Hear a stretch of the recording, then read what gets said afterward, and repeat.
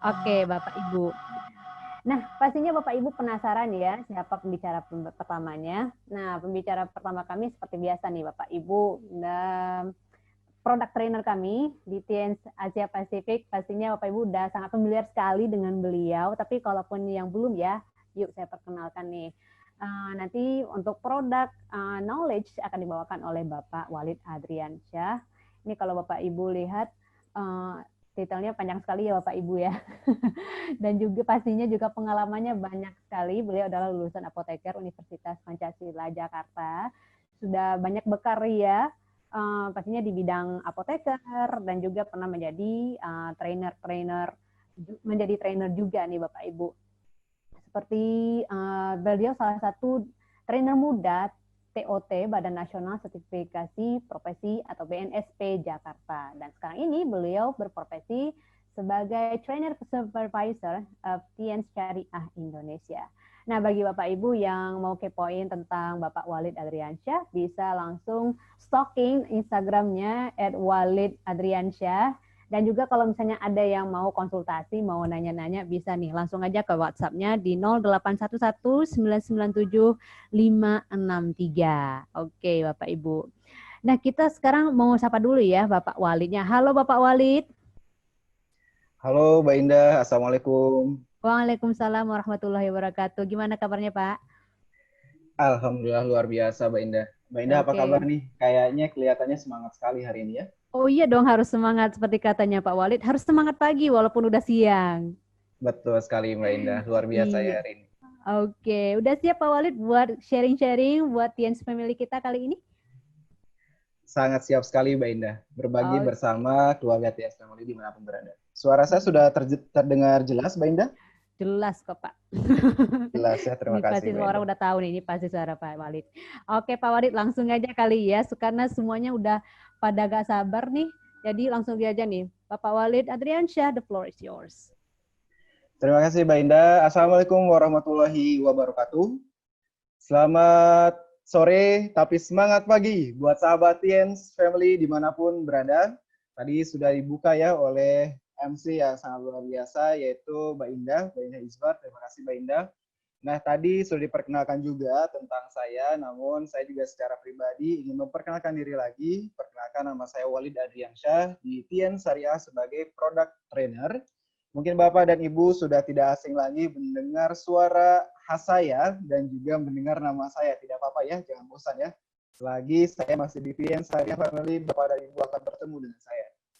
Bapak dan Ibu Tien Family dimanapun berada, hari ini merupakan puasa yang keempat bagi umat muslim yang menjalankannya. Saya ucapkan selamat menjalankan atau menunaikan ibadah puasa. Semoga tetap semangat dan kita akan berpacu terus di bulan puasa ini walaupun di pandemi corona ini ya. Dan semoga kita akan meraih kemenangan di akhirnya nanti. Amin ya. Bapak dan Ibu, ini merupakan webinar yang pertama di bulan Ramadan untuk produk karena sebelumnya kemarin sudah ada ya webinar tentang ini apa personal care dan sekarang kita langsung ke produk lagi. Namun tema hari ini sangat khusus dan spesial sekali buat Bapak dan Ibu Tens Family dimanapun berada. Namun sebelumnya saya akan menghimbau dulu nih pesertanya baru ada 2.000 Mbak Indah. Mungkin Bapak dan Ibu bisa diajak lagi karena kapasitas kita hari ini 50.000 peserta. Nah, silahkan ya. 500 peserta Bapak dan Ibu Tens Family. Jadi untuk hari ini kita akan berbagi, akan sharing tentang satu topik yang sangat menarik. Dan di sini saya tekankan lagi bahwa saya di sini sifatnya berbagi, sharing bersama Bapak dan Ibu Teens Family dimanapun berada. Kalau ada sesuatu yang baik dari saya, lebih ilmunya dari saya, silahkan diambil, kita sharing berbagi. Kalaupun saya tidak tahu, saya akan belajar dari Bapak dan Ibu Teens Family yang sangat luar biasa sekali.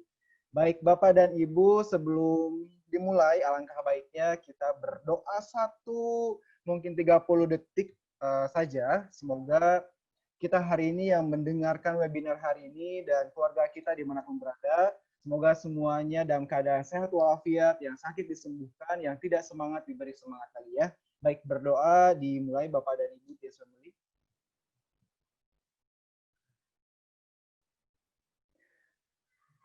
Baik, Terima kasih Bapak dan Ibu TNS Family. Semoga doa kita didengarkan oleh Tuhan yang Maha Kuasa ya, dan semoga kebaikan melimpah kepada kita semuanya. Baik Bapak dan Ibu, hari ini saya akan sharing tentang satu topik yang sangat bagus sekali, dan ini sebetulnya banyak request juga dari teman-teman distributor di luar sana. Saya mendapatkan info, nah katanya Pak Walid kapan dong bahas tentang demam berdarah. Waduh, sudah demam berdarah lagi ya. Ini sesuatu yang sangat tidak kita harapkan tentunya ya. Namun sebelumnya saya akan informasikan terlebih dahulu, hari ini ada topik yang akan dibahas yang sangat menarik. Saya tidak sendiri, nanti pembicaranya dibantu oleh teman atau rekan saya yang keren tadi ya, Mbak Indah Izwar. Yang pertama topik hari ini kita akan membicarakan tentang konsep kesehatan itu seperti apa. Kemudian kita akan sharing juga, berbagi juga tentang sekilas info tentang demam berdarah, pencegahannya seperti apa, disebabkan apa. Nanti kita akan sharing ya Bapak dan Ibu. Kemudian kita akan berbagi juga, belajar juga tentang produk kesehatan dari TNS yang bisa diaplikasikan terhadap demam berdarah ini. Kemudian konten keempat juga sangat menarik. Ini ada sosial media konten nanti akan dibawakan oleh Mbak Indah ya. Yang terakhir adalah sesi sharing ya, tanya jawab. Silakan Bapak dan Ibu di sesi ini untuk aktif untuk bertanya supaya kita semuanya dapat mendapatkan manfaat dari apa yang kita diskusikan hari ini. Baik Bapak dan Ibu, kita lanjut saja untuk berikutnya, bahwa yang pertama tadi kita akan berbicara tentang konsep kesehatan secara umum. Kalau Bapak dan Ibu setuju bahwa kesehatan merupakan aset yang sangat terbesar dalam hidup kita. Setuju ya? Pasti sangat setuju. Kalau yang tidak setuju, boleh nanti WA saya. Jadi kalau misalkan kita setuju bahwa kesehatan merupakan aset yang sangat terbesar dalam hidup kita, pastinya ada sesuatu yang harus kita harapkan dan tidak diharapkan. Yang pertama, kalau kita berbicara tentang dinamika hidup sehat, yang pertama adalah harapannya meningkatnya kesadaran akan kesehatan. Itu sudah pasti ya Bapak dan Ibu. Jadi kita lebih peduli lagi, kita lebih peka lagi, kesehatan itu apa sih? Hidup sehat itu seperti apa sih gitu ya. Kemudian yang kedua adalah meningkatnya kesehatan yang lebih baik. Ini juga pasti ya. Yang tadinya tidak bisa hidup sehat, tidak pernah peduli dengan kesehatan, nah sekarang kesehatannya harus lebih baik lagi. Kemudian yang ketiga adalah meningkatnya atau harapannya adalah terbebas dari penyakit. Pasti ya, kita semua berharap tidak terpapar oleh penyakit apapun. Apalagi saat ini penyakit yang sedang kita hadapi bersama, lawan bersama adalah coronavirus COVID-19 ya. Bapak dan Ibu, kita harus semangat, harus yakin bahwa kita semua bisa melawan coronavirus ini dan akan segera selesai dengan pandemi ini. Amin ya. Baik Bapak dan Ibu, setelah apa yang kita harapkan, pasti ada yang tidak kita harapkan. Yang pasti yang pertama adalah menurunnya penyakit yang tidak diketahui. Salah satunya adalah penyakit coronavirus. Nah, Bapak dan Ibu pasti sudah tahu dong, belum tahu dong sebelumnya bahwa coronavirus itu apa. Nah, ini adalah penyakit yang tidak diketahui. Tiba-tiba ada di 2019 ya, di tahun 2019 yang berasal dari Wuhan, China ya. Bapak dan Ibu, yang kita tidak harapkan lagi adalah penyakit ringan. Nah, pasti harapan itu menurun ya penyakit ringan.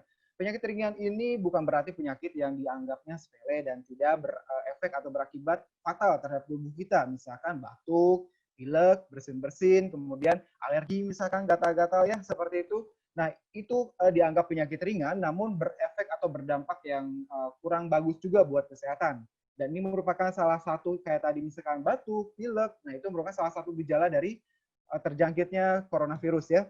Kemudian kita berharap menurunnya tingkat penyakit kronis degeneratif kayak misalkan diabetes, jantung, stroke, dan sebagainya. Walaupun ini sudah dibahas, kita lebih mengulang lagi, refreshment lagi ya Bapak dan Ibu. Kemudian yang terakhir, harapannya adalah dari dinamika hidup sehat ini, menurunnya tingkat angka kematian. Nah, walaupun kita sudah tahu bahwa hidup, mati, rezeki, jodoh itu di tangan Tuhan. Namun setidaknya kalau kita hidup sehat, nah otomatis angka kematiannya itu akan menurun, Bapak dan Ibu, otomatis ya. Jadi Bapak dan Ibu harus tahu nih tujuannya kita hidup sehat itu apa. Ya, ini nanti bisa diedukasi, bisa diceritakan kembali, bisa berbagi lagi dengan keluarga tercintanya, orang-orang yang berada di sekitar Bapak dan Ibu TNS Family dimanapun berada. Baik, kita lanjutkan bahwa dikatakan hidup sehat itu sebetulnya kita harus tahu dulu faktornya dari mana. Nah, saya selalu menekankan bahwa hidup sehat itu ada 3 faktornya. Yang pertama, dari diri kita sendiri. Nah, yang disebut host ya.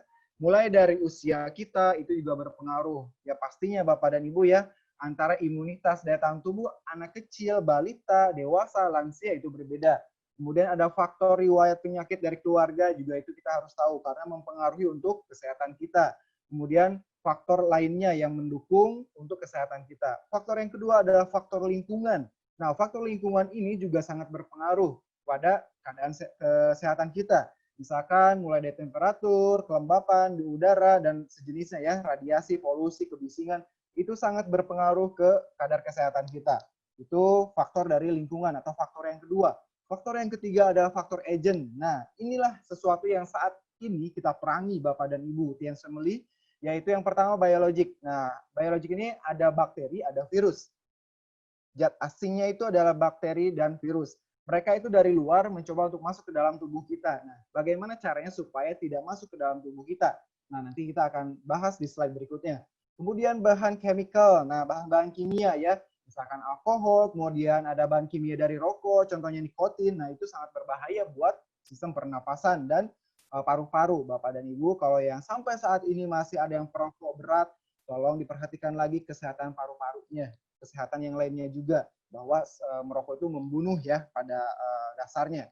Kemudian fisikalnya, trauma, radiasi, fire, ini lebih ke sesuatu yang berasal dari radiasi. Kemudian yang sangat kita fokuskan atau lebih ke yang kita sorot ada nutrisional atau kekurangannya asupan nutrisi. Nah, asupan nutrisi ini sebetulnya nutrisi secara biologi bisa diproduksi oleh tubuh kita sendiri. Misalkan seperti protein, mineral itu bisa dari makanan apa yang kita konsumsi. Nah, jadi ada suatu istilah juga, Anda adalah apa yang Anda makan. Nah, you are what you eat. Nah, seperti itu. Namun di sini bagaimana kalau kekurangan nutrisi? Apa yang terjadi? Balik lagi, sistem daya tahan tubuhnya nanti akan drop, akan melemah sehingga terjadi kerusakan sel, sehingga timbullah penyakit-penyakit yang tidak diharapkan. Nah, itulah salah satu manfaat kalau kita mengkonsumsi kebutuhan nutrisi dari luar ya. Nah, sekarang kita akan berbicara sesuai dengan topik kita hari ini, yaitu tentang DBD, ya, demam berdarah. Yang pertama yang harus Bapak dan Ibu ketahui adalah DBD berasal dari virus dengue yang menyebar ke manusia melalui gigitan nyamuk. Nah, gigitan nyamuk ini berasal dari 2 jenis nyamuk. Yang pertama itu Aedes aegypti dan Aedes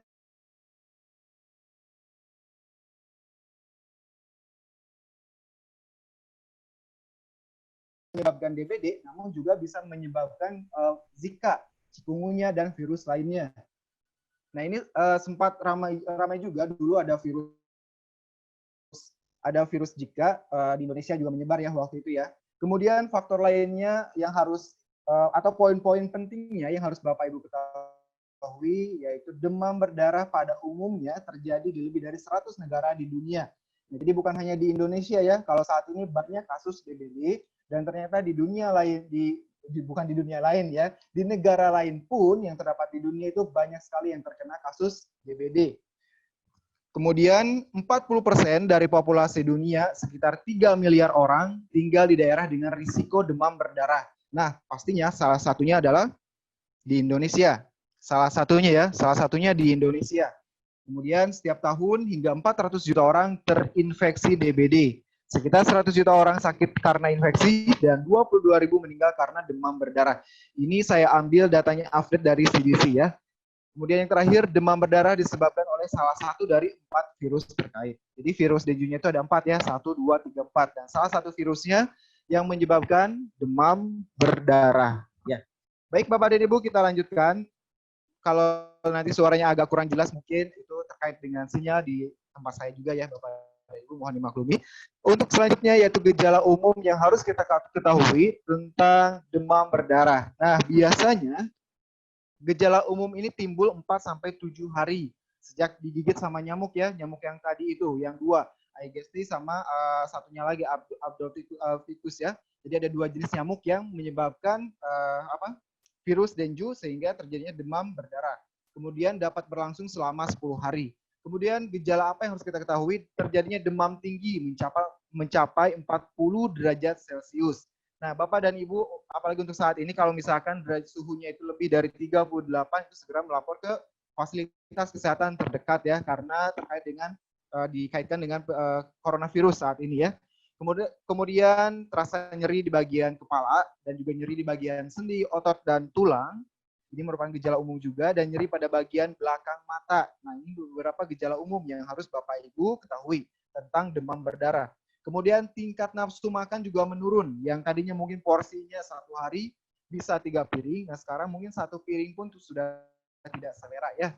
Kemudian terjadinya reaksi mual dan muntah. Nah, mual dan muntah juga salah satu gejala umum untuk penyakit DBD. Kemudian adanya ruam kemerahan sekitar 2-5 hari setelah demam. Biasanya untuk ruam ini, kalau Bapak dan Ibu lihat di bagian kulitnya pada saat diuraikan oleh tangan itu tidak akan hilang ya. Jadi masih ada ya ruamnya, itu ruam merah, bintik-bintik merah seperti itu.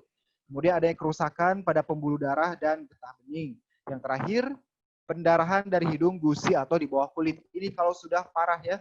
Kalau sudah tadi imunitasnya lemah, drop, kemudian terjadi kerusakan pada sel-selnya, kemudian sudah terinfeksi oleh tadi nyamuknya, sudah digigit, terinfeksi, kemudian terjadilah pendarahan di bagian hidung, gusi, dan di bawah kulit ya, Bapak dan Ibu.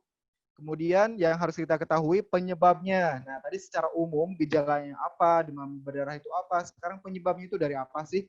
Sebetulnya nyamuk tersebut itu yang penyebab pertamanya itu adalah disebabkan oleh nyamuk yang 2 tadi, dia menggigit orang yang sudah tertular atau terinfeksi oleh virus tadi ya, virus dengue tadi.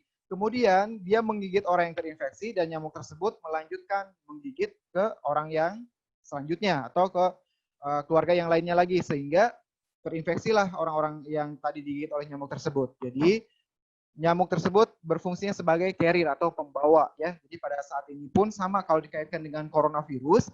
Nah, khawatirnya kita orang yang tanpa gejala atau OTG itu kita terlihatnya sehat tapi kita terinfeksi secara tidak langsung dan kita tidak punya gejala ya, gejala umumnya. Nah, itulah yang dikhawatirkan kalau dikaitkan dengan virus corona saat ini ya. Jadi sama halnya dengan DBD tadi. Jadi nyamuk tadi menggigit orang yang terkena infeksi demam berdarah, kemudian dia pindah ke orang lain, terus dia menggigit, akhirnya tertular lah. Jadi lewat penularan itu lewat nyamuk ya, jadi bukan lewat manusia. Baik, kemudian yang harus kita ketahui, setelah tahu penyebabnya otomatis pencegahan dong ya Bapak dan Ibu. Ini ada beberapa konten yang sangat menarik, yaitu edukasi dari Kementerian Kesehatan, di mana kita harus waspada demam berdarah. Nah, ada konsepnya nih dari Kementerian Kesehatan terkait dengan promo kesehatan tentunya ya, yaitu 3M+. Nah, plusnya apa nanti kita akan bahas. Yang pertama 3M-nya pasti Bapak dan Ibu sudah tahu ya, menguras, menyikat. Menguras dan menyikat ya. Menutup tempat penampungan air, kemudian memanfaatkan mendaur ulang barang bekas. Nah, jadi plusnya apa? Plusnya itu mencegah gigitan dan perkembangbiakan nyamuk. Caranya seperti apa? Kita bisa lihat lagi. Bapak dan Ibu, di sini Bapak dan Ibu bisa memelihara ikan pemakan jentik nyamuk. Nah, jadi nyamuknya dimakan sama ikan ya. Jadi bermanfaat ya Bapak dan Ibu. Jadi tidak menggigit kita, tidak menularkan virus tadi ya, dengue tadi, sehingga menyebabkan demam berdarah. Jadi pelihara ikan yang bisa menyebabkan virus tadi. Kemudian menggunakan obat anti nyamuk. Nah, kalau misalkan memang di rumahnya sering terlihat banyak nyamuk, ya ini harus siap sedia ya untuk obat untuk pembunuh nyamuknya. Kemudian memasang kawat pada ventilasi udaranya atau pada jendelanya sehingga nyamuk tidak masuk. Ini beberapa pencegahan secara mudah ya Bapak dan Ibu supaya nyamuknya itu tidak masuk ke lingkungan keluarga kita. Kemudian gotong royong membersihkan lingkungan, pastinya ini ya ada peran sosialnya juga.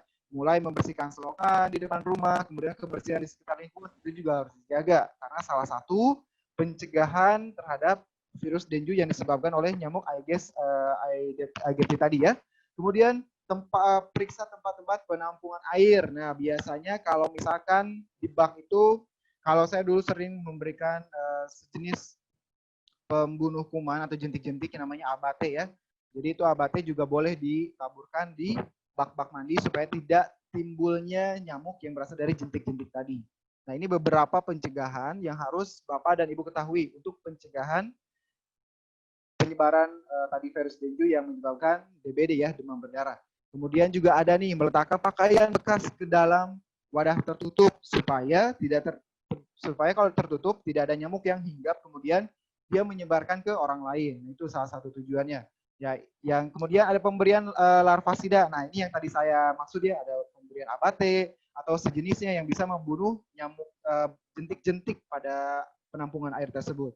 Kemudian memperbaiki saluran dan talang air yang tidak lancar. Pastinya ya Bapak dan Ibu, ini juga harus dilakukan supaya tadi sirkulasi airnya juga lancar dan tidak timbulnya jentik-jentik pada saluran atau talang air tersebut. Dan kalau bisa di rumahnya menanam tanaman pengusir nyamuk, salah satunya lavender ya. Kemudian ada beberapa jenis lainnya. Nah, lavender juga sama. Kemudian kalau bisa juga jeruk nipis juga bisa ya, itu untuk mengusir nyamuk karena bau aromatiknya itu khas dan tidak disukai oleh nyamuk. Yang terakhir adalah ini tidak kalah pentingnya adalah menjaga imunitas sedini mungkin.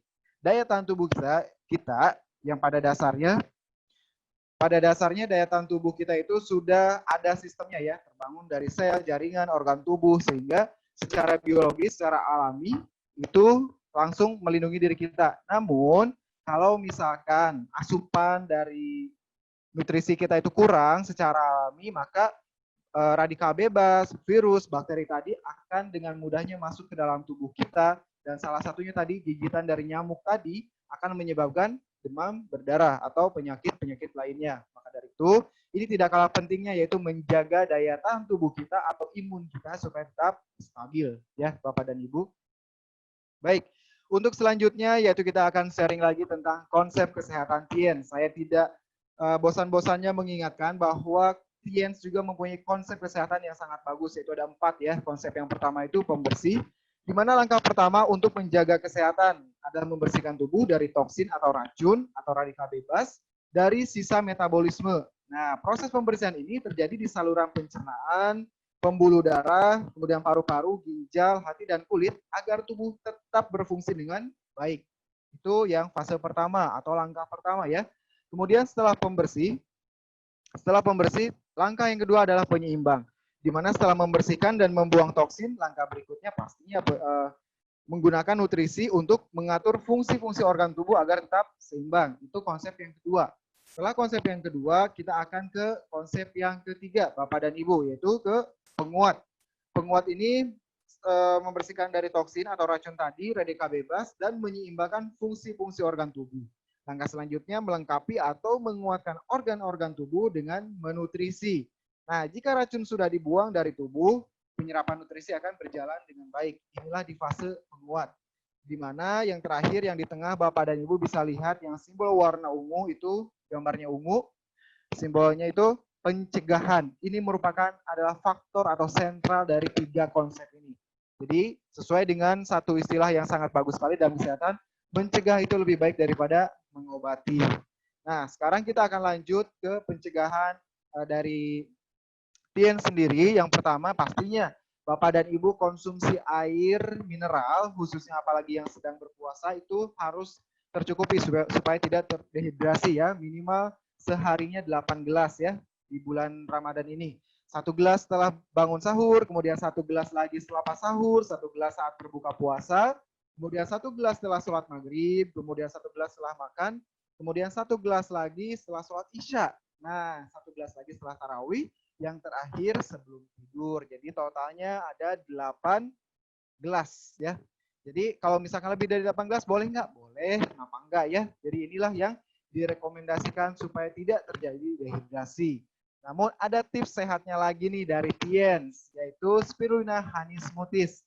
Merupakan suatu jus yang dikemas dengan konsep yang sangat sehat sekali. Komposisinya juga sudah sinergis ya Bapak dan Ibu. Di sini bahannya itu ada bayam segar, kemudian ada kiwi, buah kiwi yang segar, ada buah pisang yang di frozen atau dibekukan, kemudian ada juga susu almondnya yang original. Nah, kemudian ada serbuk ekstrak spirulina sebanyak 5 gram dan 2 sendok makan madu. Ini untuk 1 kali saji ya, 1 kali takaran.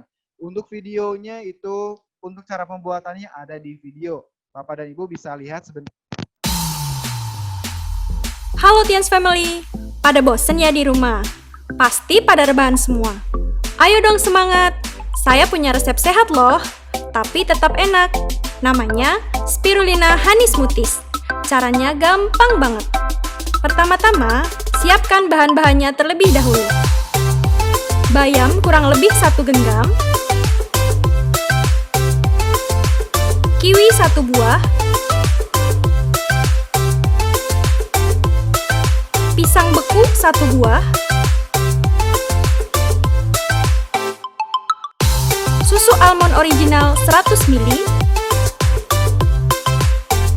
bubuk spirulina 10 kapsul atau setara dengan 5 gram, dan yang terakhir, madu 2 sendok makan. Caranya, masukkan bayam,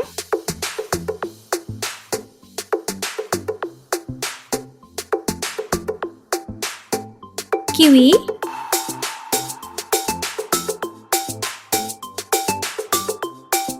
pisang beku,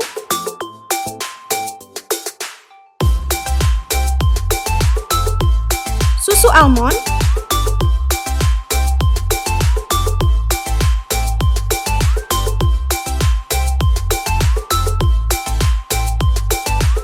bubuk spirulina,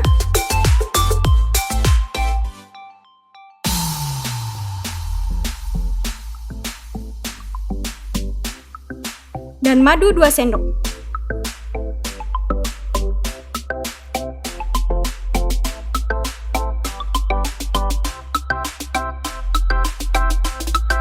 Lalu blender dan siap dinikmati.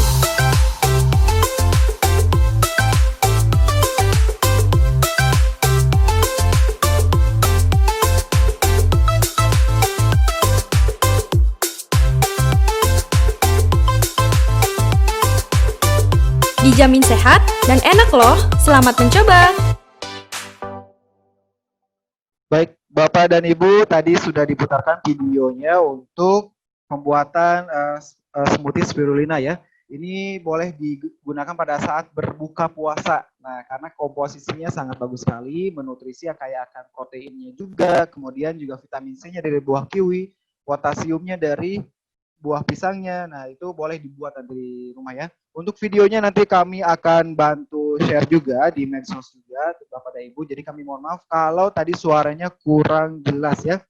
Baik, Bapak dan Ibu, kita lanjutkan ke slide berikutnya. Untuk hari ini yang kita rekomendasikan untuk memperbaiki daya tahan tubuh, pasti Bapak dan Ibu sudah tahu ya.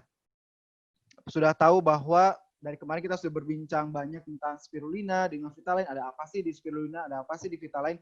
Kedua-duanya ini kaya akan protein, kemudian vitamin juga, ada juga asam lanoleniknya dan octacosanol, di mana keduanya ini memperbaiki atau juga menjaga daya tahan tubuh kita, imunitas kita, dan memperbaiki sel-sel yang tidak aktif di dalam tubuh, dan juga memperbaiki sel-sel yang rusak di dalam tubuh. Nah, pastinya kita tidak berharap dong sel kita rusak di dalam tubuh, sehingga terjadinya penyakit-penyakit yang tidak diharapkan, apalagi saat ini ya, DBD lah, kemudian coronavirus. Nah, jadi saat ini kita perlu yang namanya asupan dari luar tambahan ya. Tapi di sini bukan sebagai pengganti obat medis ataupun bukan pengganti makanan gizi atau keseharian Bapak dan Ibu di rumah.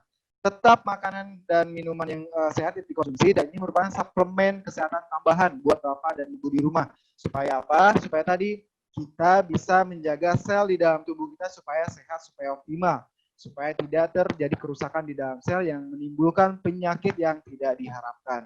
Itu ya Bapak dan Ibu.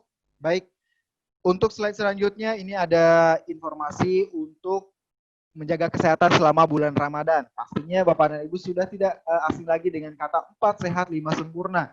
Namun 4 sehat 5 sempurna ala Tiens, bukan dari tahu tempe, itu tetap diminum dan dimakan ya, 4 sehat 5 sempurna pada umumnya.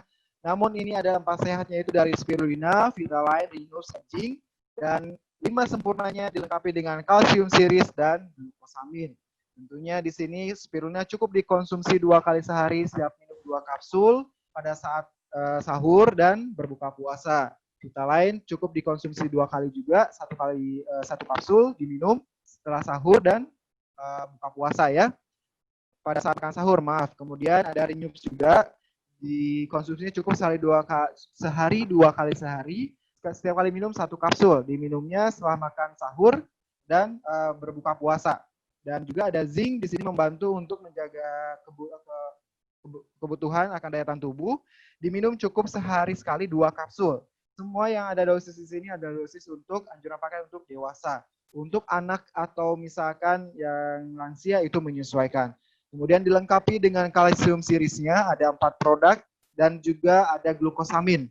Untuk yang pelengkap ini cukup dikonsumsi sehari sekali, ya. Ini boleh setelah pada saat sahur atau setelah buka puasa. Jadi Bapak dan Ibu, ini merupakan beberapa produk unggulan dari Tiens yang dapat menemani Bapak dan Ibu selama bulan Ramadan. Baik Bapak dan Ibu, materi dari saya cukupkan sekian. Nanti kita akan aktif lagi di sesi tanya jawab. Untuk selanjutnya saya kembalikan lagi kepada Mbak Indah. Terima kasih Mbak Indah. Wassalamualaikum warahmatullahi wabarakatuh.